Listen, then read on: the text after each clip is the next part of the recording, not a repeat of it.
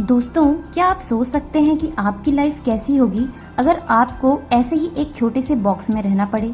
क्या आप ऐसे एक लोहे के बॉक्स में खुद को सोच सकते हैं? क्या हो अगर आप कहीं मूव करने, खाने, सोने, यहाँ तक कि सांस लेने के लिए भी इस मशीन पर निर्भर हों? सुनने में यह किसी बुरे सपने जैसा है, पर पॉल रिचर्ड अलेक्जेंडर के लिए यह एक बुरा सपना नहीं, बल्कि उनके जीवन की एक बहुत दुखद रियलिटी है। सन 1952 से पॉल ने अपने लाइफ का एक एक मूवमेंट इस मशीन के अंदर रहकर बिताया है। पर आप भी सोच रहे होंगे ये कैसे पॉसिबल है? तो ये जानने के लिए आइए जानते हैं उनके बारे में जो अपने जीवन के लगभग 70 साल इस मशीन में लॉक्ड रहे।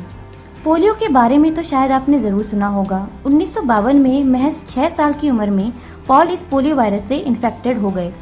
हम में से ज़्यादातर लोग यही जानते हैं कि पोलियो वायरस से इन्फेक्टेड लोग मसल वीकनेस और लिम्फ डिसफॉर्मेलिटीज जैसी परेशानियों का सामना करते हैं। सुनने में ये बहुत दुखद और डरावना है, पर ये लोग शायद लकी हैं, क्योंकि पोलियो में पैरालिसिस इस हद तक भी मसल्स को इफेक्ट कर सकता है जहां इफेक्टेड पर्सन खुद चलने, खाने और यहाँ तक कि सांस लेने के काबिल भी नहीं रह जाता।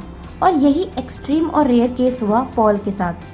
सन 1952 में जब यूरोप और यूएस पोलियो के सबसे बुरे दौर से गुजर रहे थे, उस साल यूएस में 57,000 से ज़्यादा लोग इस वायरस से इन्फेक्ट हुए। पर अगर पोलियो का पहला केस 1916 में देखा गया, तो उसके 36 सालों बाद भी 1952 तक इस बीमारी का कोई इलाज कैसे नहीं मिला? शायद उस समय तक हम साइंस और मेडिसिन में इतने एडवांस नहीं थे। तो बिना इन बातों के जवाब के कि पोलियो से कैसे बचा जाए या उससे कैसे रोका जाए, लोगों ने बहुत से अजीब और खतरनाक तरीके खुद की फॉल्स रिसर्च के बेस में निकाल लिए, जो कि शायद उस वक्त पैसे कमाने का एक जरिया था, क्योंकि लोग डरे हुए थे, अपने बच्चों के लिए असुरक्षित महसूस कर रहे थे और ऐसे लोग इन बातों का फायदा उठा रहे थे। इसके अलावा लोग जो ट्रीटमेंट फॉलो कर रहे थे वो थे खुद को लीथल केमिकल्स के इंजेक्शंस लगाना, स्पाइन में डिसइंफेक्टेंट के इंजेक्शंस लेना, और इन सब के चलते पेशेंट्स की कंडीशन और भी बुरी हो जाती थी। 1916 में ही अमेरिकन फिजियोलॉजिस्ट सैमुअल मेल्चर ने अपनी मंकीज में की हुई सक्सेसफुल रिसर्च के बेस पर पोलियो से बीमार छोटे बच्चों को उनकी स्पाइन में एड्रेनलिन के इंजेक्शंस दिए। पर ये तरीके बुरी तरह से फेल हो गए और 105 छोटे बच्चे जिन पर यह ट्रायल किया गया, उनमें से 45 बच्चे इसे सरवाइव ही नहीं कर पाए।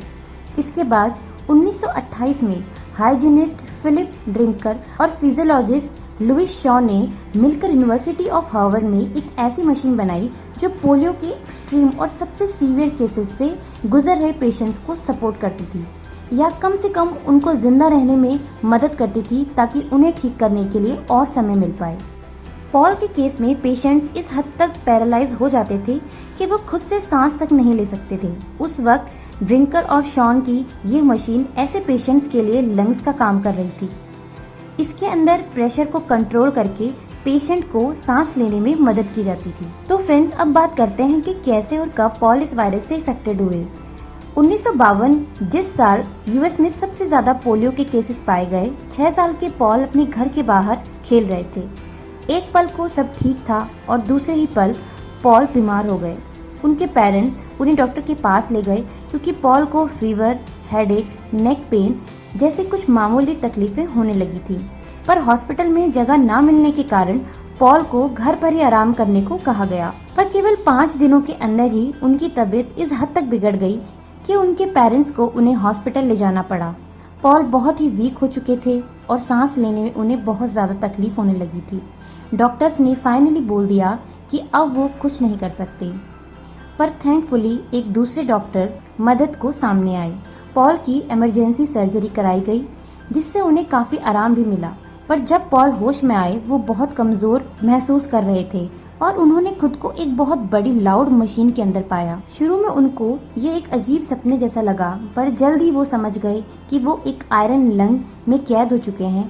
भले उन्होंने शुरू में हुए लंग इन्फेक्शंस को बड़ी बहादुरी से मात दे दी, पर पोलियो की वजह से वो गर्दन से नीचे कम्प्लीटली पैरालाइज हो चुके थे। तो डॉक्टर्स के हिसाब से अब अगले 18 महीने उन्होंने इसी मशीन में रहना था। हॉस्पिटल उनके जैसे ही और भी कई बच्चों से भरा हुआ था। जैसे जैसे महीने बीतते रहे, उनमें से कई बच्चे रिकवर होते गए और कुछ ज़्यादा दिन उस बीमारी से लड़ नहीं पाए। पर पॉल वैसे के वैसे ही रह गए थे, अपने उस आयरन बेड में कैद, जहां वो मशीन उनके लिए सांस ले रही थी। पॉल की ब्रीदिंग प्रॉब्लम को ठीक करने के लिए डॉक्टर्स पॉल को फ्रॉग ब्रीदिंग टेक्निक सिखाने लगी, जिससे कि वो नेचुरली ब्रीथ करना सीख सके। यह तरीका ना ही आसान था और ना ही इतना कंफर्टेबल जिसे कुछ दिनों में सीखा जाए। भले ही पॉल को वो एक्सरसाइज करना बिल्कुल भी पसंद नहीं था, जो कि शायद किसी भी 6 साल के बच्चे के लिए मुश्किल हो, पर अपनी स्ट्रॉन्ग विल पावर की वजह से पॉल केवल 8 साल की उम्र तक फ्रॉग ब्रीदिंग टेक्निक के महारथी बन गए और इसी वजह से पूरे 2 साल बाद उस आयरन लंग से बाहर निकल के खुद से सांस ले पाए। भले अब भी उनको सोने के लिए उस मशीन में ही जाना पड़ता था, पर वह खुद को मिली उस थोड़ी सी आज़ादी से बहुत खुश थी। धीरे धीरे अपनी इस नई लाइफ को पॉल अडेप्ट करने लगी। उनकी मशीन के ऊपर उनके लिए एक मिरर लगवाया गया, जिससे कि वो अपने आसपास के रूम को बिना अपनी गर्दन को हिलाए देख सकें। उनके पिता ने उनके लिए एक स्पेशल स्टिक बनवाई, जिसकी मदद से वो अपने टॉयज के साथ खेलते थे। उन्होंने ऐसे ही लिखना और ऐसे ही पेंट करना भी सीख लिया और जैसे जैसे वो बड़े होते गए वो बहुत कुछ करना चाहते थे। भले उनका शरीर कमजोर था, पर उनका दिमाग हर चैलेंज के लिए तैयार था। 21 की एज के होते होते उन्होंने अपनी स्कूलिंग कंप्लीट करी और ऐसे ही अपने कॉलेज भी। 7 सालों की एक्सट्रीम मेहनत के बाद वो 1978 में यूनिवर्सिटी ऑफ टेक्सास से ग्रेजुएट हुए। पर वो यही नहीं रुके, इसके बाद उन्होंने लॉ की डिग्री के लिए अप्लाई किया, जो कि उनकी कंडीशन के हिसाब से एक बहुत ही चैलेंजिंग और मुश्किल बात थी। पर अपनी स्ट्रॉन्ग विल पावर और मेहनत के साथ 1984 में अपनी ग्रेजुएशन के पूरे 17 सालों बाद पॉल को उनकी लॉ की डिग्री मिल गई। पर 76 साल के होते होते एक बार फिर पॉल को फुल टाइम मशीन सपोर्ट में रहने को बोल दिया गया। अब उनका हर काम, उनका खाना पीना सोना, यहाँ तक कि काम करना भी मशीन के अंदर लेटे हुए ही होता था और उनकी इस खूबी से वो बहुतों के लिए इंस्पिरेशन भी बन गए। पर पॉल को लाइफ के हर मोड़ पर बहुत से चैलेंजेस का सामना करना पड़ा। जिस मशीन में वो रहते थे अब इतने सालों तक इस्तेमाल के बाद खराब होने लगी और उस मशीन के पार्ट्स तो कई सालों पहले ही बनना बंद हो चुके थे, क्योंकि कोई ये सोच भी नहीं सकता था कि जिस इंसान को ऐसी मशीन का सहारा लेना पड़े वो ज़्यादा दिन जिंदा भी रह पाएगा।